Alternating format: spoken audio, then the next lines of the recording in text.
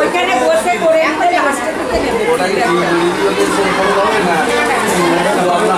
হ্যাঁ mobile number আগে যেরকম আপনাকে বলবো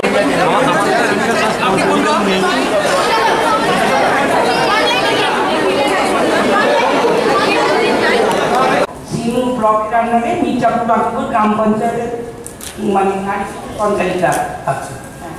আমি মোটামুটি আমার সঞ্চালক গঠন হওয়ার পরে আমি আমার অঙ্গনারী স্কুলে যাই, তাদের কীরকম খাবার দাবার দেয় বা সেই খাবার দাবার কি মানে সুস্বাদু কিংবা সমস্ত রকমের খাবার মানে তাদেরকে আসছে কি থাকছে না সেগুলো খবর নিই, বা আমি সেখানে নিজে গিয়েও ওদের খাবার এখন এসেছি যাতে সেই খাবার বাচ্চারা ঠিকমতো খেতে পারে সে তার জন্য। বা আমার সামনে প্রাইমারি স্কুল আছে, ছোট করে বলবেন যেগুলো বলেছেন, যেগুলো ওইগুলো বাদ দিয়ে যদি আর কিছু হয়। পান্ডাগুলোকে নামাজগ্রাম খিলপুরি নামাজগ্রাম জেলা পঞ্চায়েতের সঞ্চালিকা শিশু সমিতি ও সমাজ কল্যাণে। তো দিদি যেগুলো বললেন সমস্ত স্কুলে আমি যাই এবং দেখি খাবার ঠিকমতো হচ্ছে কিনা, এবং আসতে হচ্ছে ও যাই একবার শুনে আসি, এটা যেন না হয় সেটা যে আপনারাও কাজের মধ্যে ইনভলভ আছেন, আরও অনেক ভালো কাজ করবেন। কারণ নারী শিশু উন্নয়ন যে আমাদের যে উপসমিতি আছে এখানে কাজ করার অনেক জায়গা আছে, এত কাজ আছে। কেউ বললেন ওই জন্য আপনার ডাউনলোড ট্রেনিং সার্টিফিকেট, এখন এখানে আপনি ডাউনলোড করলে সার্টিফিকেটটা এখন আর পাচ্ছেন না। এটা যে টিমটা তৈরি হয় মানে গ্রাম পঞ্চায়েত সহায়ক দল, আমরা প্রতি বছর গ্রাম সভা করি, ডিসেম্বর মাসে একবার গ্রাম সংসদ সভা করি, দুটো প্রক্রিয়াটা আমরা প্রতি বছরই করি। তার ফলে আমরা আপনাদের থেকেও একটু জেনে নেবো, আপনাদের কথাও শুনবো। সবসময় আমি স্টেজে দাঁড়িয়ে আছি বলে আমি বলবো তাদের নিয়ে যারা সম্ভব নয়, ওনারা ফ্যামিলি মানে আমার কথা শোনে না, তাহলে আমি কি করবো আপনারা বলুন।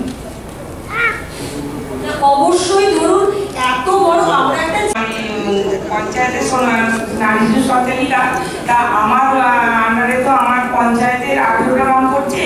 তা আমি এই মানে আমাদের দলের মিটিং হয়, সেই মিটিংয়ে এক মা দেখছি এক মানে বাচ্চাকে বলে নিয়ে এসছে, তার বয়স হচ্ছে 2 বছর, কিন্তু তার দুটো হাতই বিকলাঙ্গ।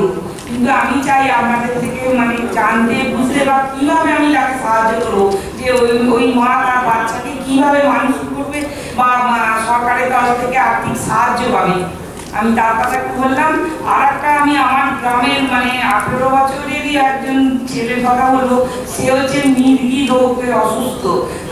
সে সবসময় ডাক্তার দেখায়, কিন্তু মানে চাকরিতে তারা জেলে, তারা খুবই গরিব, কিন্তু তারও খুবই মানে মাঝে মাঝে সে তো অসুস্থ হয়ে পড়ে, আর তার বাবা চলে গেছে, মায়ের পক্ষে সম্ভব হয় না সবসময় তাকে ভালো জায়গায় চিকিৎসা করার।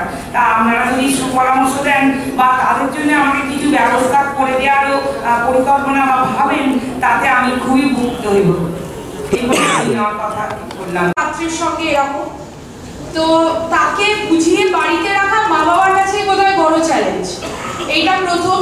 একে আটকানোর জন্য যদি কোনো ব্যবস্থা বা যদি কোনো চিন্তা ভাবনা বা এরকম কোনো ভিডিও থাকে, তাহলে আমার মনে হয় স্কুলে বা যেখানে বাচ্চারা রোজ আসে, কারণ পঞ্চায়েতে তো বাচ্চারা মানে আসেই না, সুতরাং পঞ্চায়েতের পক্ষে অফিসিয়ালি কাজটা করাটা হয়তো কঠিন, কিন্তু স্কুল যদি এটা অর্গানাইজ করে আমার মনে হয় এটা বেটার হবে। এটা প্রথম। দ্বিতীয় হচ্ছে আরেকটা সমস্যা, সেটা হচ্ছে অনেক সময় বাবার সেকেন্ড ম্যারেজ, প্রথম পক্ষের বাচ্চারা মানে হয়তো মা মারা গেছে বা মা নেই বা কোনো সমস্যা, বাবা মাই কিভাবে নিজের সুরক্ষার জন্য কি কি ব্যবস্থা নিতে পারে সেটা যদি কোনোভাবে তার কাছে পৌঁছে দেওয়া যেতে পারে, এই সংক্রান্ত ভাবলেও